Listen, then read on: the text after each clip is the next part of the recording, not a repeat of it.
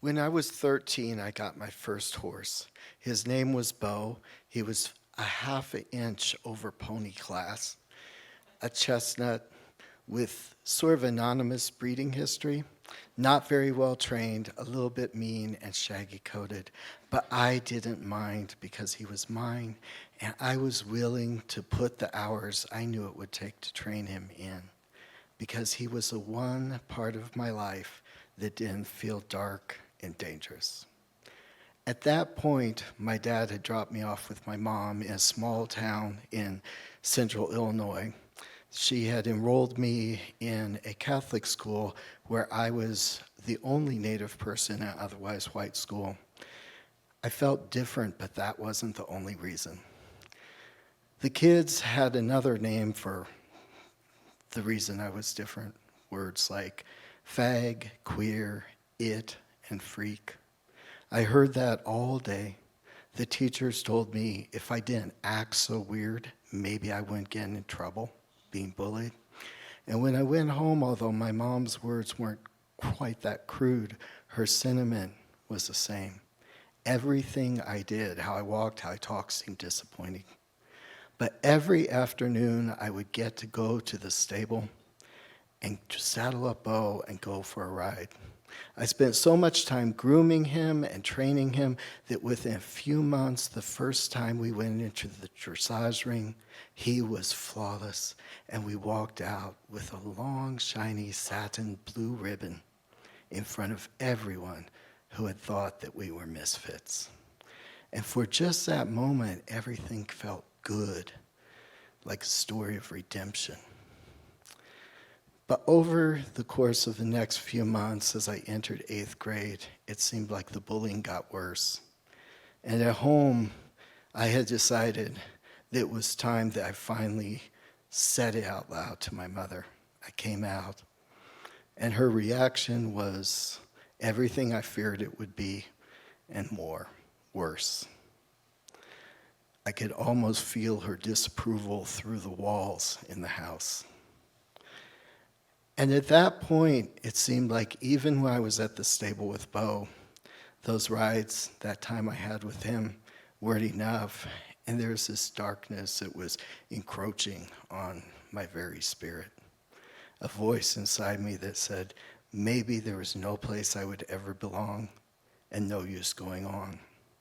One Saturday morning, I found myself in the bathroom looking in the medicine cabinet at my mother's newly refilled prescription of tranquilizers, thinking that it would be so easy that night before bed to take them all.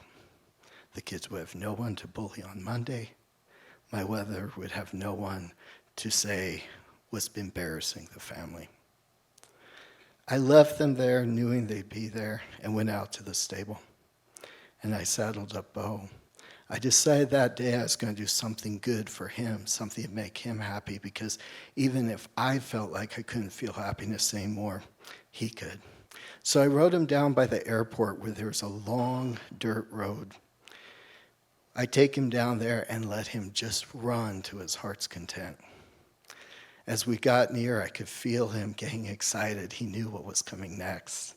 As we turned the corner onto that road, I stood up in my stirrups like I was a jockey in the Kentucky Derby. I let him have his reins, and he took off. I had heard someone say once that if you're a true horseman, there comes a day when the communication between you and your horse ceases to be the tug of a rein or the nudge of a knee, and you simply become one with that animal. And as he ran flat out down that road, I began to feel that happen. It was as if he and I could speak without any cues from myself.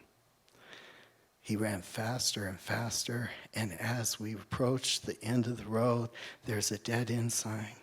But I didn't have to rein him in. He knew what to do. He slid to a stop, pivoted on his back legs, and ran back the other direction. And as he did, it felt almost like that little horse's joy of being alive on a fall day, running full out under a crisp blue sky with the smell of the dried corn in the field next to us, came up through those reins and ran through my body like electricity. And so that everything was suddenly quiet and clear and beautiful. We reached the end of the road, and standing there was a woman outside our car. She'd stopped and was watching us.